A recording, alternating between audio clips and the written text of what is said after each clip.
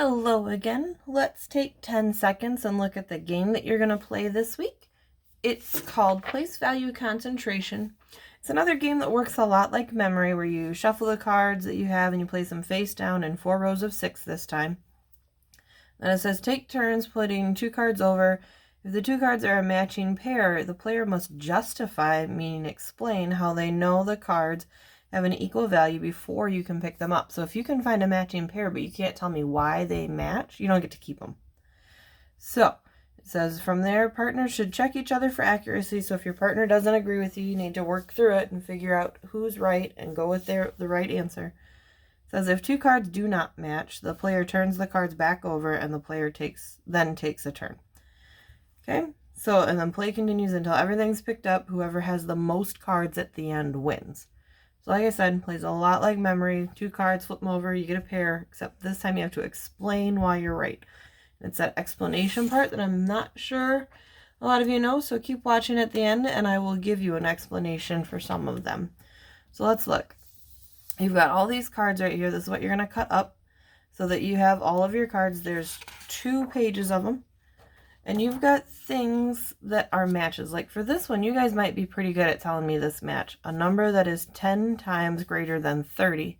You guys know if I had 30, then 30, then 30, then 30, then 30, then 30, then 30, 10 times, that would make 10 times 30, which is 300. So this is a match because 10 times 30 is 300, or 10 sets of 30 is 300, would probably be the better explanation.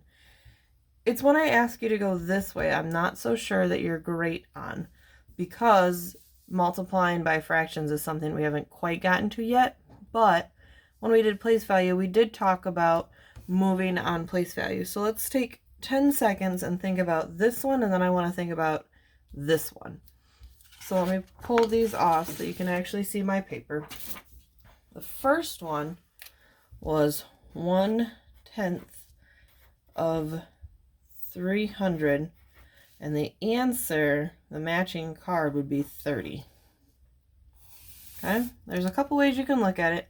We talked about when you multiply by 10, that means you gain a place value. That's why when we multiply like 10 times 3, it's really looking at 1 times 3 and then adding a 0 to make 30. So we gain a place value. This time, though, I'm not multiplying, I'm dividing by 10, because we did talk about fractions enough that that fraction bar means a division problem. So instead of gaining a place value, I'm going to lose one.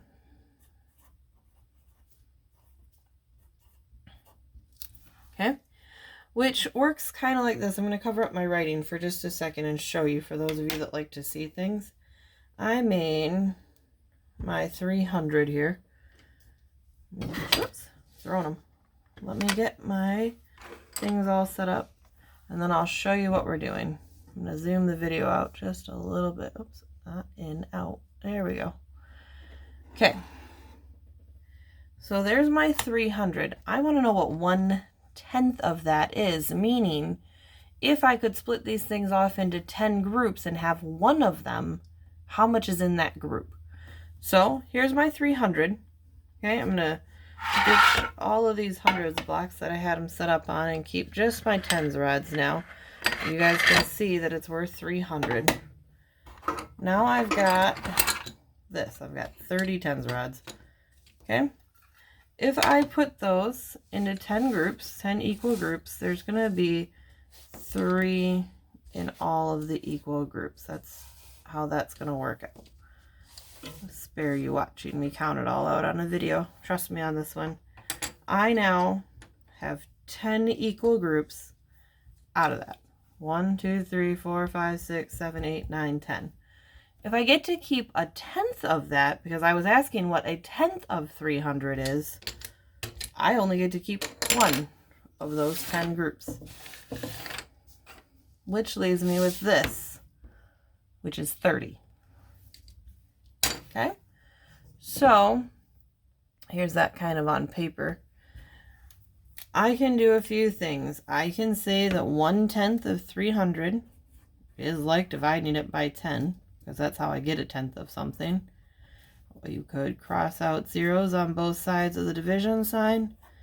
It leaves me with 30 because 300 into tenths means put it into 10 groups. That was this. And I want to know how much is in one group.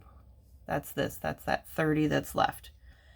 Or you could look at 300 and know that by going by a tenth, I'm dividing by 1/10, which means I would lose a place value, and I have 30.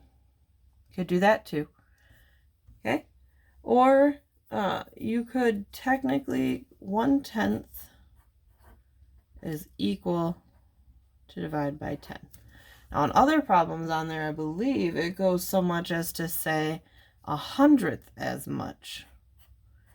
So what would that mean? Well, we know that there are 2 tens in the 100. So it would be like dividing by 10. Oops, where am I going? It'd be like dividing by 10 and then dividing by 10 again. Or if it was, or you could do something like 300 divided by 100 this time. Now I can cross off 2 zeros on both sides of the division sign, and I'm left with just 3. Or you could think that if I had those 30 tens rods and I split them off into groups, there'd only be 3 ones pieces left. I'd actually have to break up my tens rods to have enough for 100 groups. There would only be 3 in there that time. Okay, so there's that example. The other one I pointed out was 1/10 of 3/10, and it says the matching pair is this. So if you take 10 seconds, see if you can think how that would work. Okay. Mathematically, we're still at this. We're timesing by 10, we would gain a 0. If I was dividing by 10, I would lose a 0. Multiplying stuff, you guys are pretty good at. We practiced that a lot last week, and we've practiced it in class a bunch. Division didn't happen quite as often because we were about to get to that chapter. So let's look at this. 1/10 still means to divide by 10. That's still an equal saying. So we've got this that I'm technically saying divide by 10. And I know that if I'm dividing by 10, I'm losing a place value.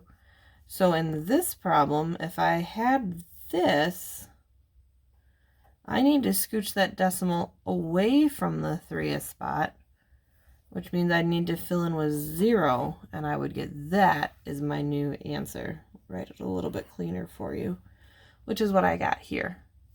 If you were thinking about it in pictures, you could still think back to these. Here's my 3/10 because these would be my 10 rods. If I wanted to put those into 10 equal groups, I'd have to hack them off so that that was a group, that was a group, that was a group.